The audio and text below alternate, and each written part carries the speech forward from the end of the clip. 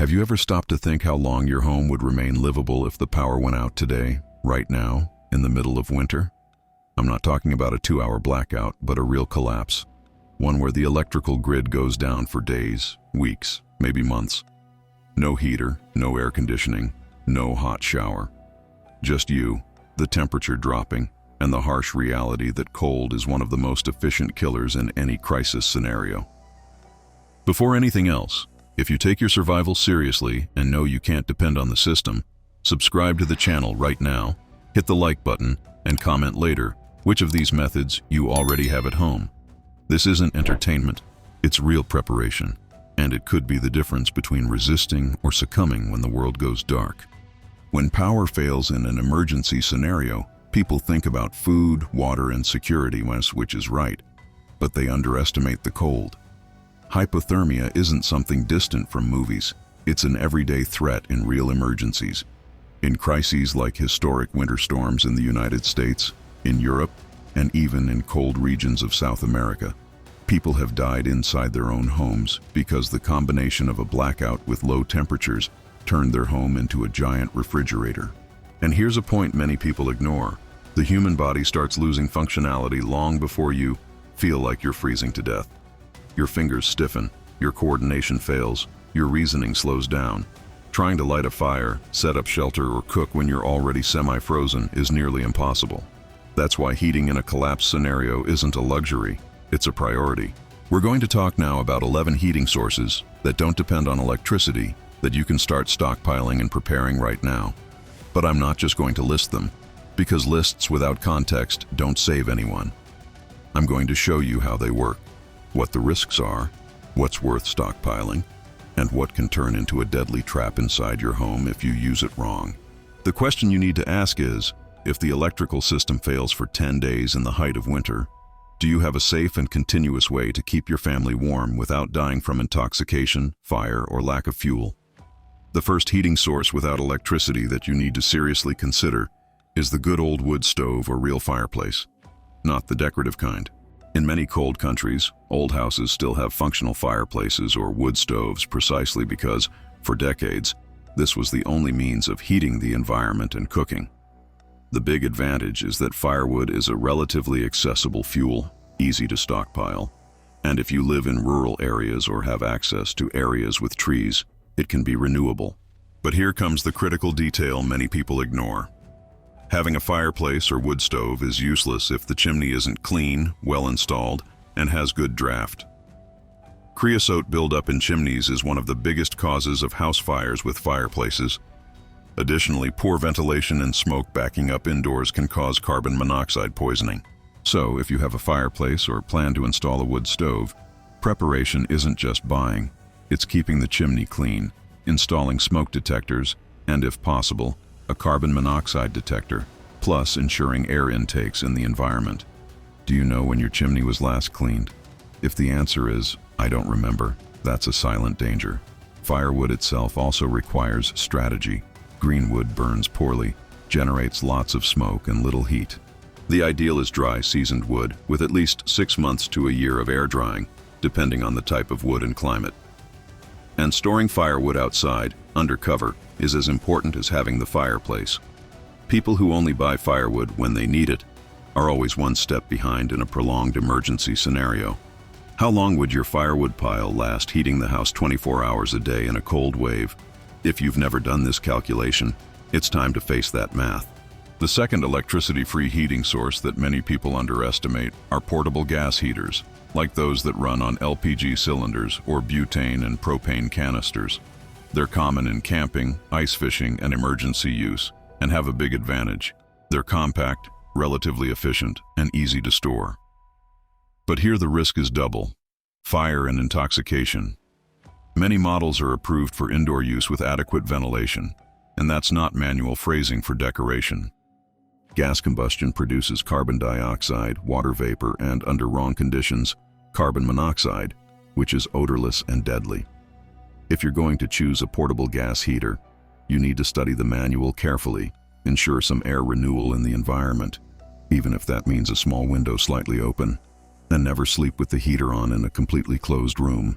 There have been numerous cases, in various countries, of entire families dying, sleeping in closed environments with gas heaters. Additionally, having the heater without gas stock is an illusion. Have you already calculated how many hours of continuous use a small gas cylinder actually provides? Many consume one canister in just a few hours, which means that, in a prolonged collapse, you can run out of fuel quickly if you don't have a serious stock. Another thing, gas storage needs to be done safely, away from ignition sources, without exposure to excessive heat, and with cylinders inspected, without rust, without leaks. A leak in a closed environment, besides the risk of explosion, can cause asphyxiation. A gas heater is excellent if treated as a serious tool, not a toy. The third form of electricity-free heating that's worth gold in survival scenarios are salamander heaters and gravity-fed oil heaters. In many cold places, especially in rural regions, you'll find heaters that run on diesel oil, kerosene, or fuel oil, designed to operate without using an electric pump, just gravity. They're highly efficient, produce constant heat, and can be a lifeline in long blackouts. But attention, not just any improvisation with oil works. Poorly designed oil heaters can cause large-scale fires and generate highly toxic smoke. If you're thinking about using kerosene as a heating source, you need to invest in specific heaters with proper combustion chambers and pay attention to ventilation. In several Asian countries, for example, kerosene heaters are common in homes, but always with some level of air renewal. There's also an important detail: fuel quality. Burning dirty, old, or off-spec oil increases the risk of clogging, smoke, and accidents. Stockpiling kerosene or diesel for heating means having proper containers, well sealed in a ventilated location, protected from heat and flames. Do you know how many liters of fuel would be needed to keep a heater running 8 hours a day for an entire week? Without this type of calculation, stockpiling becomes guesswork, and guesswork in survival is weakness. The fourth source that almost everyone forgets, but that saves lives in improvised shelters, are emergency heaters with candles, cans, and simple materials used in a controlled manner. Many people know that concept of clay pot heater with candles under inverted ceramic pots, but almost no one understands the limits and risks.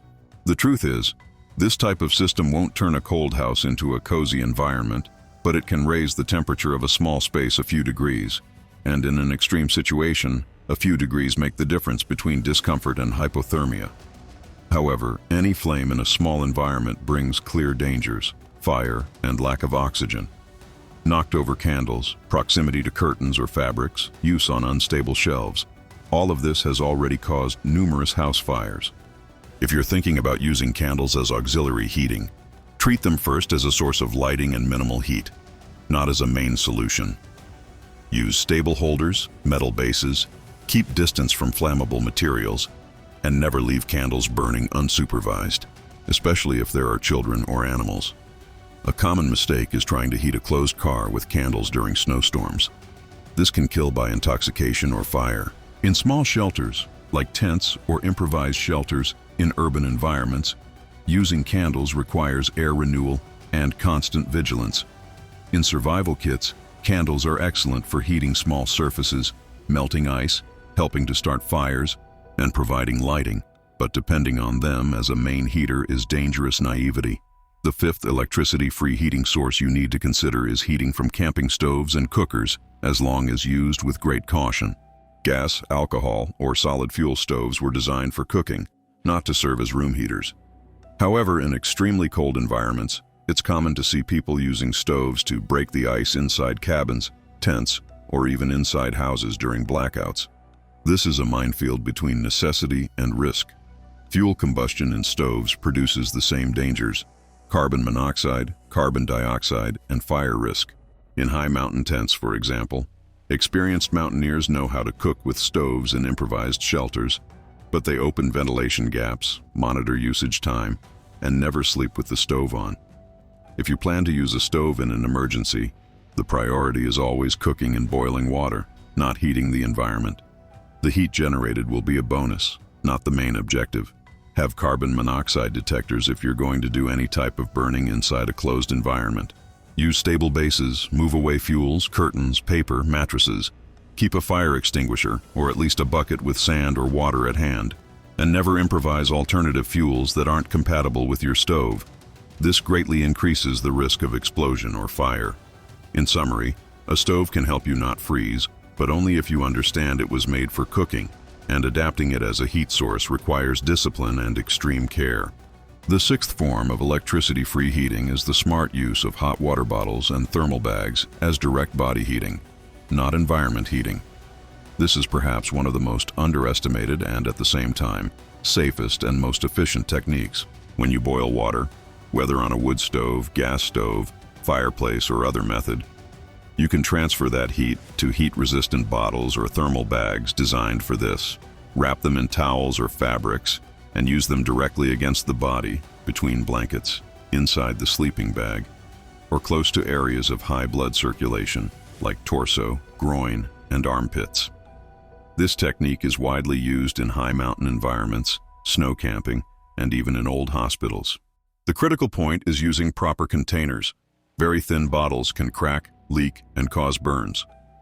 Always wrap the bottle in cloth and never touch it directly to skin, especially on children or elderly. The advantage of this method is clear. You don't need to heat the entire environment when your goal is to keep the body at a safe temperature. With less fuel, you maintain heat where it really matters. This mentality is typical of survival. In a collapse scenario, you stop thinking about perfect comfort and start thinking about functionality. Are you trained to prioritize body heat instead of room air heat? The seventh electricity-free heating source involves using rocket stove-type stoves and thermal mass systems. The rocket stove is a highly efficient stove that burns small amounts of firewood, twigs, or biomass with very high efficiency, producing a lot of heat and little smoke when well built. In many survival projects, this type of stove is integrated into thermal mass benches, brick walls, or metal barrels with clay and stone, which absorb the heat from combustion and release it slowly over hours. This allows you to use little fuel to generate lasting heat. In many cold regions, systems similar to this have been used for centuries, like Russian, Dutch, and German masonry stoves, which heat an entire environment with a single long furnace. The disadvantage is that this requires planning, construction, and technical knowledge. It's not something you simply improvise in the middle of an emergency inside an apartment. However, if you live in a house and have a way to adapt a room, outdoor area, or build an attached shelter, studying and maybe building a rocket stove with thermal mass can be a game changer in your preparation. Always remember structural safety, ventilation, and chimney. Any combustion system requires gas exhaust outside the environment. It's also important to use materials that withstand high temperatures, like refractory bricks and suitable metals, avoiding improvisations with materials that release toxic smoke or can melt. The eighth heating source, forgotten in many lists, are thermal blankets, appropriate clothing, and the so-called passive body heating. It may not sound as technological as a gas heater, but nothing beats the fact that the first line of defense against cold is the layer you wear. In any serious cold climate survival training, you learn that the body generates heat all the time. What you need to do is conserve that heat, reducing loss through convection, conduction, and radiation.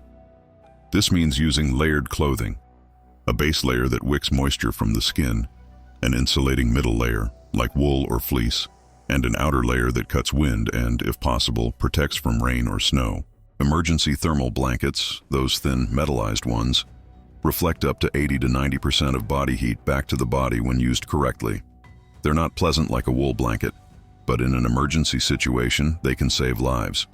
You should have several thermal blankets in your kit, not just one, and not just for you. Family members, visitors, neighbors who might show up in a critical situation. Another thing, wet clothes steal heat quickly. Having means to dry clothes, even if improvised near a heat source, is fundamental. You can have the best heater in the world.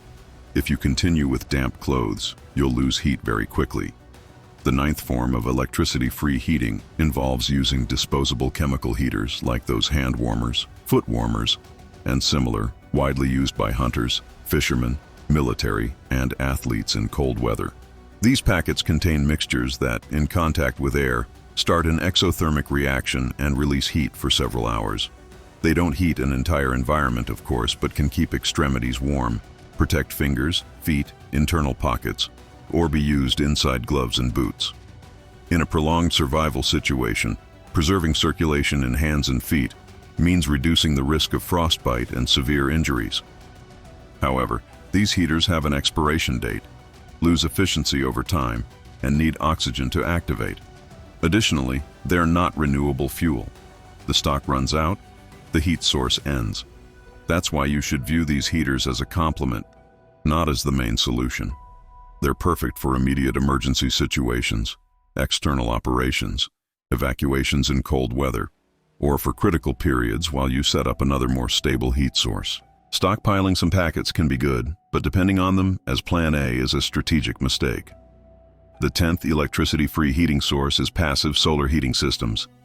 I'm not talking about electric solar panels, but smart design, use of windows, curtains, dark materials, and structures that capture heat from the sun during the day and release it slowly at night. In many cold places, old houses were built with thick stone or adobe walls, windows facing the winter sun, and materials that absorb heat. In the modern urban context, you can adapt this strategy a bit.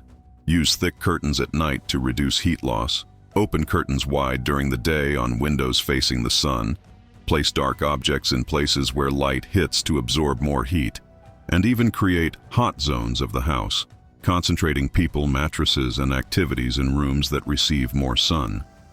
This type of heating doesn't solve a night of 15 degrees alone, but it decreases the load on other heat sources. In regions where the cold is moderate, good use of solar radiation can make a brutal difference between needing to burn a lot of fuel or almost none. Another technique is using greenhouses attached to the house, glazed structures that capture heat and can transfer part of it to the interior. This isn't something you improvise on the spot, but it's something you can plan as part of your medium and long-term survival strategy. In summary, knowing the sun's path in your house and using that to your advantage is a form of heating that doesn't depend on any type of fuel. The 11th electricity-free heating source, which ties together several of the previous ones, is the intelligent use of physical space itself as a thermal cocoon. This includes closing rooms, insulating windows with plastic, using rugs and blankets on walls, creating a tent inside the house, and transforming a single room into the main thermal shelter. In many accounts of people who survived severe winter storms without conventional heating, the winning strategy wasn't trying to heat the whole house, but choosing a smaller room, sealing door and window gaps with towels, blankets, plastic, or even duct tape, and concentrating all insulation layers there. Less air volume means less energy needed to heat.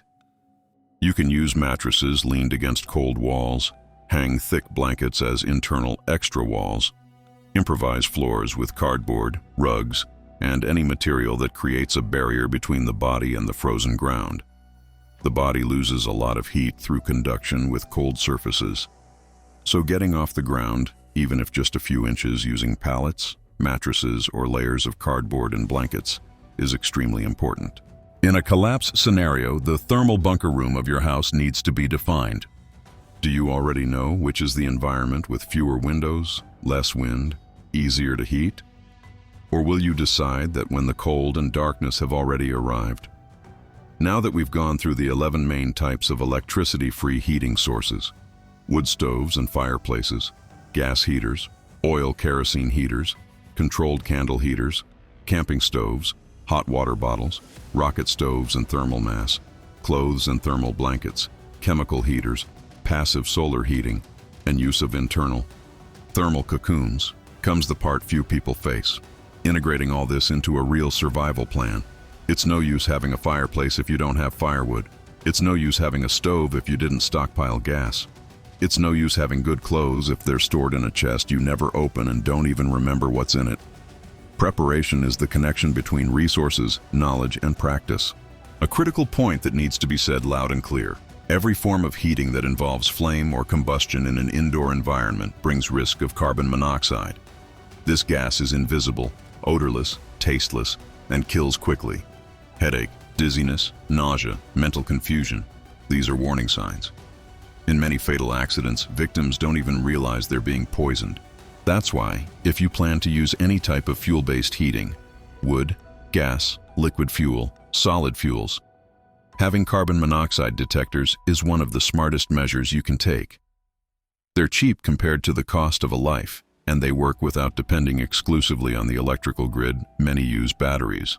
Additionally, have a clear minimum ventilation plan. There's no such thing as 100% sealed environment and perfect fire inside the house. You always need to allow some air exchange. Yes, this means losing a little heat, but it's precisely this balance that keeps you alive. Have you already decided which windows can be slightly opened in an emergency? Have you already tested if your chimney is drafting well? Have you already simulated a cold day using your alternative heater to see how much fuel consumption it has and how the environment behaves? Test before the crisis. Don't wait for the collapse to do trial and error. Another thing that differentiates the serious survivalist from the curious is the stock of complementary supplies. It's not just the main fuel. It's matches, lighters, fire starters, newspaper, tinder, tools to cut firewood, heat-resistant gloves to handle hot metal, fire extinguisher, or at least an improvised flame-fighting system. In many tragedies, people even had a heat source, but didn't have means to control a fire that started small. In extreme winter scenarios, an out-of-control fire can kill you faster than the cold. You need to think the complete cycle: generate heat, control heat, prevent fire, prevent intoxication, conserve heat. Now think honestly, if tonight the temperature drops drastically and the power goes out, what would be your real step-by-step? Do you know which room you'd concentrate your family in? Do you know which heating system you'd use first and for how long? Do you know how much fuel you have stockpiled and for how many days it can maintain a minimum level of heat? If these answers aren't clear, the time to act is now. While there's still power, stores open, and time to test and adjust. It's also worth reinforcing that in many real collapses, like historic storms, wars, infrastructure crises, those who were minimally prepared with heating alternatives survived better, helped neighbors, and even traded fuel, blankets, or heaters for food or other resources. Heating is negotiating power in chaos scenarios. People desperate from cold make irrational choices, like turning on grills inside the house, burning furniture with toxic paint, using gasoline in an inadequate stove. All of this generates fatal accidents. When you prepare calmly, now, you reduce the chance of acting out of desperation later. If you've made it this far, it's because you understand that cold isn't a detail. It's a critical factor in any prolonged crisis scenario. This type of knowledge isn't popular because it's not pretty, it's not comfortable, but it's precisely what defines who crosses through a winter in collapse and who breaks. So if you haven't done this yet, subscribe to the channel, turn on notifications, and hit the like, because the content we bring here is for those who really want to be ready when the system fails. And more. Comment which of these heating sources you already have, which you plan to implement, and what heavier doubts you have about safe use. This type of exchange generates ideas that can save lives. And remember, one last thing. Everything we talked about here is a starting point. Each house, each region, each family has its particularities. In very cold and snowy places, the priority might be fireplace and oil heater. In milder regions, maybe layered clothing, passive solar heating, and a good wood stove are already enough. If you want to dive deeper into specific projects, fuel consumption calculations, rocket stove construction, carbon monoxide safety checklists, and detailed guides on how to set up a thermal bunker room in your house, check out the link in the pinned comment. There you'll find materials and documents that can take your preparation to another level, with more detail than a single video can bring. Don't wait for the next winter, the next blackout, or the next crisis to act. Those who survive aren't the luckiest, they're the ones who prepared before the world went dark.